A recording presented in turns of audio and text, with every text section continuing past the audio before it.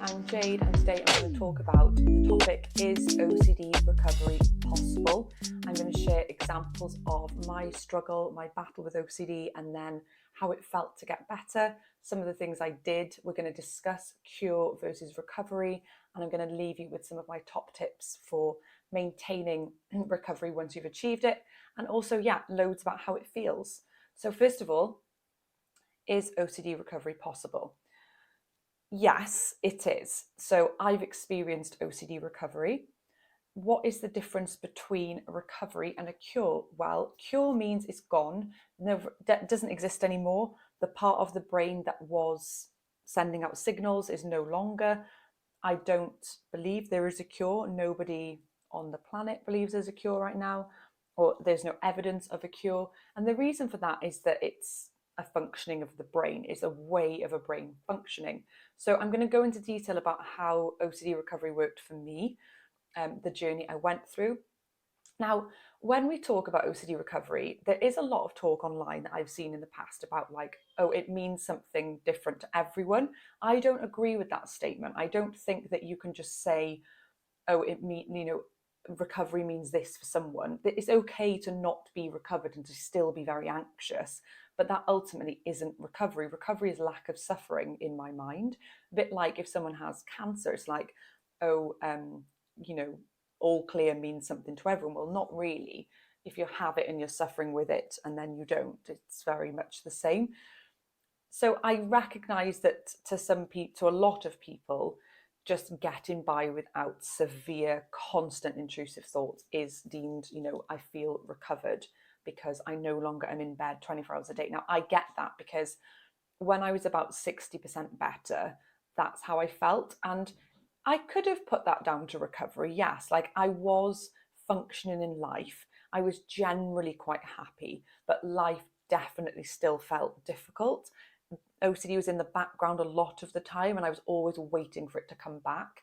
So I can see why people would say, I think that's recovery, and to me, that's recovery. Sadly, many people would feel that recovery is a life of avoidance. Like, look, I just live my life. I don't ever go to parties for fear of contamination, or I don't ever go into triggering situations. And that for them is their version of recovery. There is no judgment on a life like that. But what I would say is as a person, I don't consider that recovery. I consider that living with OCD. And OCD set in the rules and we have to follow them. And look, there's no judgment. I lived like that for many years. So what do I think recovery is and how did it feel? When I started to get closer towards OCD, it was like an unlocking. It was literally like a key in a lock unlocking. There would be these moments of clarity, and I would look at the sky and it would look bluer and brighter. And it was a very strange, very nice feeling. I would describe it as, let's say your OCD is really strong right now. And there's when you turn a lock in a key and it click, click, clicks and then it's open. I would say there's probably 50 of those. That was for me. Just small unlockings, unlockings, unlockings, unlockings, and then maybe back a few, and then maybe forward 10, and then maybe back 3, maybe back the whole way. It took a long time, but that is how it felt. And it wasn't like a bang, one day you're just better, but it was a realization of, it would feel like, so I could be in a situation that would have been the most triggering thing I could ever imagine. And I remember I would sit there and think, I'm actually really enjoying this. This is fun. So, and I think that for me, how it feels is when life becomes this. So imagine right now your scariest thing in OCD, when that thing becomes fun. Now, I'm not talking about your worst fear coming true. I'm talking about, say, you've got contamination fears, and so your worst fear might be eating in a restaurant this, maybe street food, and you're not sure of the cleanliness and stuff, but you're with all your friends and you're constantly checking. Well, that situation just becoming you can't wait to go, you're so excited. Or if you have POCD or harm OCD, say with harm OCD you avoid knives, but then you thoroughly enjoy sharpening a knife ready to cook because you enjoy creating a meal for your family and everyone's around you and there's no fear, you're actually enjoying it. That's what I would say that's how I would measure that I have recovered from OCD, is when the fears become the real joys in life. And I think this makes a lot of sense, is that like people have often talked about this idea that OCD latches the things we care about most, so it takes away the things we love. Now, when OCD suffering's gone, surely it makes sense that the things that it attacked become then the things that we love. How it feels, yeah, it feels light, feels refreshing. It feels like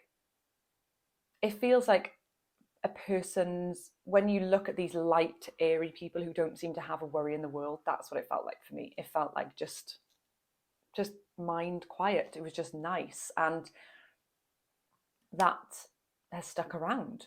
Yes. I want to talk about maintenance as well, because this idea of like, is it a cure? Well, the reason that I got better was that I'd done all the work. I'd done thousands of exposures over however many years. I'd left my thoughts alone. I'd committed to not avoiding anymore. And I'd worked on my irrational beliefs. And I will do a bit of a how-to breakdown next. But what I had to learn as well was that you can't just do all that work, feel better, and then that's it for the rest of your life, because it isn't a cure. It's almost like you have to maintain a healthy mindset around these things, and you have to maintain this. So for example, OCD will always try to latch onto things. I recognize that in my brain. My brain has got the tools to naturally unlock it, a lot of it on its own. But if I allowed my brain to, I can see that I could get back to a place of fear, of irrational beliefs, of OCD calling the shots again. So what would happen for me, for example, might be every now and then I might think, oh, I don't want to do that. I don't want to go to that thing. If a new fear is trying to latch, and I immediately know, right, you 100% need to go and do that, because that's the door creaking, suggesting that OCD might want to call the shots here. So I'm not going to let it. I'm going to nip this in the bud, and I'm going to go do the thing that OCD is asking me not to. So it's like a funny little bug, like a little friend in your brain who's every now and then going, oh, you should be scared of this. And you're going, yeah, no, I'm not like going down that track again. We know where that goes. And that to me is maintenance. It's recognizing the part of my brain that wants me to do things based on fear and not letting it take over. Now, that doesn't mean that I've gone back to a place of chronic guilt and anxiety, because that has never returned ever. And I think, bearing in mind that I felt chronically guilty and anxious for years and years and years on end, the fact that's 100% gone is like staggering to me. So I'm more than happy to live the rest of my life with every now and then like OCD trying to do its cycle and me breaking that cycle just by living life normally. If ever things got out of hand, I would just go back to the start, and I would probably just refresh myself on all the reading list books, and I would do a little bit of work again. So there's always the chance of relapse, who knows? Now, the main things that kind of came into it with my OCD recovery journey, and I did do a video called My OCD Recovery Plan, which is worth watching, is I focused on loads of exposures, not avoiding, like I've already said, going with uncertainty. So if there's no answer to this, I may as well not ruminate. Leaving thoughts alone, which we've already talked about in the past, which is, yes, it's useful, but on its own for a lot of people, it often doesn't go all the way. So if you're one of these people where you've been doing all of that stuff and it's not quite getting you to feeling a lot better, then it could be that you're not doing enough exposures, because that is something. I often found I would ask, like, have I done enough of that exposure now? Can I move on from it? And it's like, if you're asking that, you're still scared of it. So exposures need to be done time and time again until we're no longer scared of them, from my experience of what I did. Now, I also used the idea of unconditional self and life acceptance to make peace with my worst case scenario fears. The reason for this is that helps OCD not to latch to anything. So if we really focus on what is it that's at the core of these OCD fears, whether it be death, whether it be societal rejection, and work out, well, how can I make peace with the idea of these versus being terrified of them? How can I find a way to view them in the same way that someone without OCD would view them, which is, I really wouldn't want that, but I'm not going to be terrified of it because many people have been through that. And if it were true, there's not really much I could have done about it anyway. So I'd rather get on with my life and not be obsessed with this, because as much as our brain likes to tell us it's normal to obsess over something, it isn't. It isn't okay to spend 20 hours a day obsessing about something bad happening. People without OCD do not do that. They wouldn't want the thing to happen that you're scared of just as much as you wouldn't want it to happen, but they are not locked in a cycle of anxiety. Quite a lot of the time we tell ourselves, well, look, it's normal for me to be reacting this way because, nobody wants that. So, of course I need to worry about it. It's not true. OCD will give us tons of evidence as to why we need to obsess about it, but it's not true. It's all OCD's lie.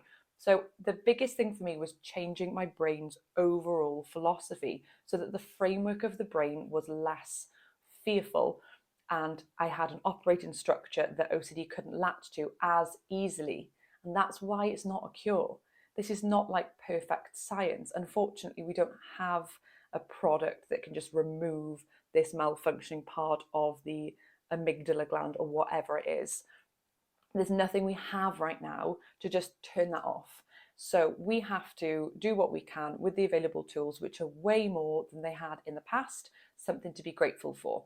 So this is not going to be perfect. There may be fears that I have never worked on before that could come in. I don't know what the future holds, but I have the tools and framework in order to be able to get my brain to be rational. This isn't like off the wall kooky stuff. This is about having a brain that decides to not fear things so that OCD has nothing to latch to. And I've been reflecting on this so much recently, this idea of fear. Like when you break it down, OCD is so simple. It's things we fear. It's all fear. And I remember as a kid, like just being a bit of a scaredy cat. Like my cousins used to call me a scaredy cat because I was obsessed with like, if we went to the cinema, I'd be scared that the screen would blow up. And so I'd be looking for the nearest fire exit, like, and how quickly could I get to it? And if I didn't get 9 hours sleep, how was I going to feel that day? And would something terrible happen? And wouldn't watch earthquake or volcano or hurricane movies because of the dreams I would have. And I was just, to them, a scaredy cat. And that just followed me my whole life. It's like, I'm just scared of stuff. If you can think of it like that, what am I scared of and how do I become not scared of that? It's really easy. Like, think about something that you're not scared of. Is OCD latching there? Like, I'm not scared of getting hit by a bus or getting a terminal illness. I don't want it, but I'm not scared of it for whatever reason. And so, like, I even had an example when I was on holiday where I was bit by a bug and they were like, this is bad, you might die. And I was like, oh my God, I really don't want to die. Like, have you got something for that? And yeah, I had the normal emotions of like, I'm going to die. This is nuts. But there was no chronic anxiety or anything at all. Even when I left the hospital, I still had this like line where the bug, like it was like a red line moving at my body, apparently towards my heart it was going. And I wasn't nervous about that. I didn't feel the need to check in again. They told me it was fine. I'd had some medicine. And you see how that is the type of reaction a person without OCD would have. So really try to think about it in a more simple format. What am I scared of? That's where OCD will latch. How do I make myself not scared of that? Okay, by unconditionally accepting whatever life throws at me, whatever myself could do, and really researching and learning about that. I talked in my last video about the reading list. These books, all of them, are so great for changing that life perspective. The reading list is on ocdrecovery.com. I think it's under resources. So you can order all the books that you want, and definitely watch some more videos on this channel about my OCD recovery plan. And there's loads about, in more detail, unconditional self and life acceptance. I actually definitely recommend that you read the ocdrecovery.com website, which is linked to this channel, because there's loads of pages about unconditional self and life acceptance and how it works, because that for me was the missing piece.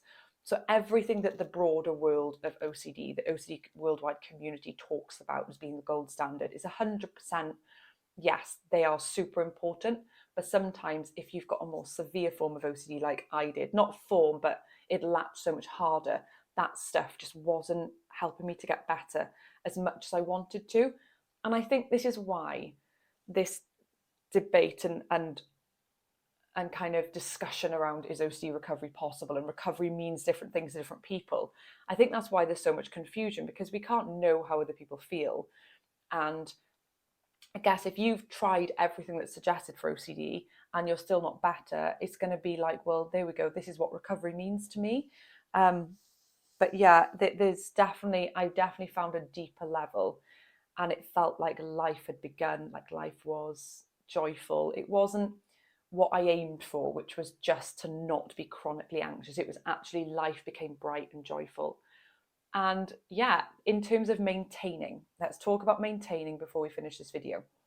So for me, I have habits of going into like bad habit ruts and being a bit like lazy. Life is pretty hectic for me with young children, running my own business, trying to keep on top of everything. And so at times, like life structure takes a hit. Like I might end up ordering in food a few times a week rather than cooking fresh food. I might end up having a bit less sleep. I might not be walking. Like walking for me is such an important part of life. I love going on long walks, especially if it's in nature, like woodlands or something like that. That will take a hit. My running has taken a hit, which running or physical exercise is one of the biggest, best things you can do for yourself from a life structure point of view. It's so good for your mental health, for your well-being, and like that's taken a hit this year. So I've noticed that because I have had poor life structure in 2022, certain elements of anxiety have tried to creep back in. So I've certainly by no means gone back to a place of suffering, but I've noticed there's a correlation. Now, we don't want to get obsessed with life structure. I'm certainly not obsessed with life structure, but it's like having these 1% gains, these small things that we can implement to just take, to contribute to an overall healthy lifestyle. So for me, watching junk on Netflix and not going for my walks or runs versus reading a book that really enriches my life and having some walks and spending some quality time with my family, that's going to be a better life structure for me. Now, drinking too much coffee is obviously not good for us. Drinking too much alcohol is obviously not good for us. And eating good, nutritious food is good for us. Now, we don't want to get to a place which is super easy with today's social media of, I'm not drinking any alcohol. I'm not having coffee after midday. I'm only eating organic, healthy food. It's like, that is too far. That is an absolute, OCD will have a field day over that stuff. You want to focus on having like an ideal balance. It's just like, in general terms, we eat fresh food, but if we're tired one day, we're getting a takeaway. Like if I fancy a drink, I'm having one. Maybe I'll be hungover. Maybe I won't. Maybe I'll go too far. Maybe I'll have coffee and not sleep that night. It's like being more flexible with life and letting go. But ultimately, yes, maintenance of OCD recovery is that maybe every year I reread this book, like the main How to Stubbornly Refuse to Make Yourself Miserable, because sometimes I notice myself slipping into patterns of, irrational mindset, like, oh, it's awful, no one treats me well, my family this, my friends that, this, my job. And it's like, Man's Search for Meanings are good for that one, for that, because it's like he lived in Auschwitz and was like forced labor and like no food for so long. And whenever I'm feeling like down on myself, I think about this guy. And so yes, my brain could potentially go back to a place of OCD suffering. I'm not compulsively reading or keeping on top of anything, but I'm aware that if I spend a whole year eating terrible food, not exercising, not, keeping my brain and my mindset healthy, there's a chance I might slip backwards in my OCD recovery. So I think that's why it's not a cure, is that my brain, I know, has the potential to go a few steps back if I don't live in a way that's healthy and is mindful of that. And I don't think that is a scary or a bad thing. It's a bit like, say you had like an alcoholic who thought they could just start drinking every weekend again. It's like, well, not really. No, you still need to keep the basic principles of what you did and what you implemented during your recovery. You need to uphold some elements of that. That's not to say you can't have a glass of wine one day, but generally speaking, you're not going to be able to go back to a life of what you had before. So my maintenance is like making sure that if ever, and it's not very often, if ever a new or old fear tried to creep back in, it's like immediately, I'm not avoiding anything. I am carrying on with life regardless, and it will go away eventually. or it won't even latch at all. And yeah, I hope that's been useful. Would be nice if we had a cure one day, wouldn't it? Like if there was just some magic pill we could take and it all went. But at the same time, if that's how I got better, I wouldn't have developed a lot of the life philosophy that I have as a result of going through that very difficult journey. So there are a lot of positive things that we can take out of the struggle too, which is why Viktor Frankl's book is so useful, is this idea of like my struggles can become my greatest achievement, can become something that made me who I am, can be something that I can pass on to others. And I've said this in previous videos, like I love my brain. I really like it now. I sometimes don't like some of its traits, like my natural propensity toward perfection is not always enjoyable, and I have to do little things every now and then to like kind of coax my mind out of perfectionism. And that's kind of, I think that is a part of the OCD brain that kind of hangs about. It's not necessarily scared. I'm not scared. So for example, my perfectionism might say, you know, we don't want to be leaving the house when it's not nice and the washing is out and we've eaten a healthy meal. Like that's my perfectionism. So what I will do, like I have friends arriving quite soon, my house is not how I want it to be, and I'm at peace with that, and I'm not scared of them turning up without those jobs done. Once I finish this, I'll do a little bit to get started, but at the end of the day, they're my friends, and worst case scenario is that they judge me that my house is in a bit of a mess or that I feel a bit stressed, that it's not how I want to look. I'm totally cool with that situation. So I probably will today just leave it as it is, and that will be a good way to challenge my perfectionism and leave it alone. And I hope you have a great rest of your day. It is entirely possible for you to feel what I've felt in relation to my recovery journey. It's a lot of work, it's a lot more work than I imagined, but it is possible. And you certainly can have the life that you want. I feel like I don't know what it feels. I didn't know what OCD felt like, an OCD free life felt like, because I'd never experienced it before now. So I can't really compare it. I remember being 5 and not feeling OCD, and this light, airy feeling of just like enjoying life and being excited for things. That's kind of similar to what I can experience today. So if you're hoping for that feeling to come back that you remember, you know, not desperately wanting it is the first thing, and also creating your own recovery plan and really sticking to it and recognizing that it does take longer than we think. And I wish you all the best. If you have questions for me, please comment below, because I do Q&As regularly. And obviously subscribe to the channel if you'd like more of my videos, and feel free to ask me anything at all about my recovery journey, about this video. I will cover them in my next Q&A. Have a nice day. Bye.